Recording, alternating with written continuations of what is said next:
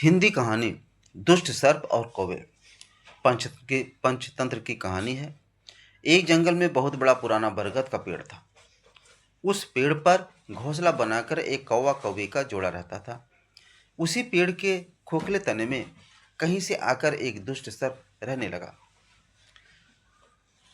हर वर्ष मौसम आने पर कौवी घोंसले में अंडे देती और दुष्ट सर्प मौका पाकर उनके घोंसले में जाकर अंडे खा जाता।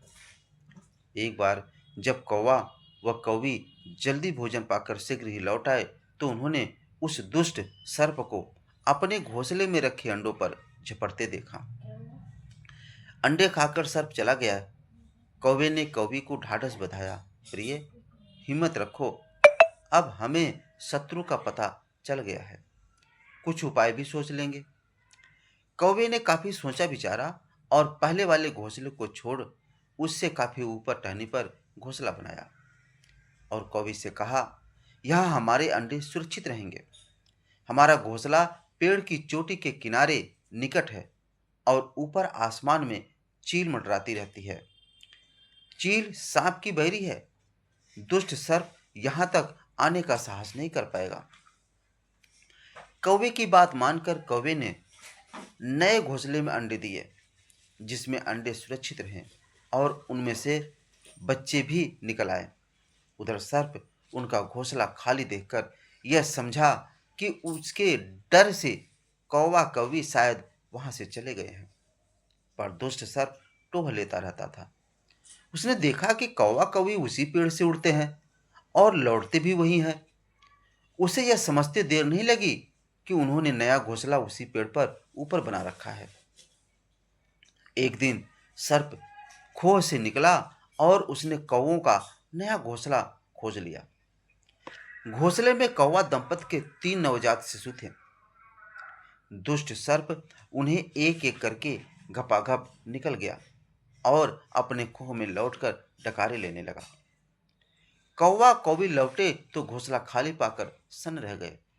घोंसले में हुए टूट फूट व नन्हे कौवे के कोमल पंख बिखरे देखकर यह सारा माजरा समझ गया। कौवी की छाती तो दुख से फटने लगी। कौवी बिलख उठी, तो क्या हर वर्ष मेरे बच्चे सांप का भोजन बनते रहेंगे? कौवा बोला, नहीं, यह माना कि हमारे सामने निकट समस्या है, पर यहां से भागना ही उसका हल नहीं है। विपत्ति के समय ही मित्र काम आते हैं। हमें लोमड़ी मित्र से सलाह लेनी चाहिए। दोनों तुरंत ही लोमड़ी के पास गए। लोमड़ी ने अपने मित्रों की दुख भरी कहानी सुनी। उसने कौवा तथा कौवे के आंसू पोंछे। लोमड़ी ने काफी सोचने के बाद कहा, मित्रों, तुम्हें वह पेड़ छोड़कर जाने की जरूरत नहीं है। मेरे दिमाग में एक तरकीब है जिससे उस दुष्ट सर्प से छुटकारा पाया जा सकता है।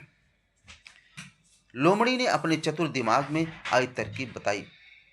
लोमड़ी की तरकीब सुनकर कौवा कौवी खुशी से उछल पड़े। उन्होंने लोमड़ी को धन्यवाद दिया और अपने घर लौट आए। अगले ही दिन योजना अमल में लानी थी। उसी वन में बहुत बड़ा सरोवर था। उसमें कमल और नरगिस के फूल खिलते रहते थे। हर मंगलवार को उस प्रदेश की राजकुमारी अपनी सहेलियों के साथ वहां जल क्रीड़ा करने आती थी। उनके साथ अंगरक्षक तथा सैनिक भी आते थे। एक बार राजकुमारी आई और सरोवर में स्नान करने जल में उतरी तो योजना के अनुसार कौवा उड़ता हुआ वहां आया। उसने सरोवर तट पर राजकुमारी तथा उसकी सहेलियों द्वारा उतार कर रखे गए कपड़ों व आभूषणों पर नजर डाली। कपड़े के ऊपर राजकुमारी का प्रिय हीरे व मोतियों का विलक्षण हार रखा था। कवि ने राजकुमारी तथा सहेलियों का ध्यान अपनी ओर और आकर्षित करने के लिए कांव कांव का शोर मचाया। जब सबकी नजर उसकी ओर घूमी तो कौवा राजकुमारी का हार चोंच में दबाकर ऊपर उड़ गया। सभी सहेलियां चीखी, देखो देखो, वह राजकुमारी का हार उठाकर ले जा रहा है। सैनिकों ने ऊपर देखा तो सचमुच एक कौवा हार लेकर धीरे धीरे उड़ता जा रहा था। सैनिक उसी दिशा में दौड़ने लगे। कौवा सैनिकों को अपने पीछे लगाकर धीरे धीरे उड़ता हुआ उसी पेड़ की ओर ले आया। जब सैनिक कुछ ही दूर रह गए तो कौवे ने राजकुमारी का हार उस इस प्रकार गिराया कि वह सांप वाले खो के भीतर जा गिरा। सैनिक दौड़कर खो के पास पहुंचे। उनके सरदार ने खो के भीतर झांका। उसने वहां हार और उसके पास में ही एक काले सर्प को कुंडली मारे देखा। वह चिल्लाया, पीछे हटो, अंदर एक नाग है। सरदार ने खो के भीतर भाला मारा। सर्प घायल हुआ और फुफकारता हुआ बाहर निकला। जैसे ही वह बाहर आया, सैनिकों ने भालों से उसके टुकड़े टुकड़े कर डाले। चीख सूझबूझ का उपयोग कर हम बड़ी से बड़ी ताकत और दुश्मन को हरा सकते हैं।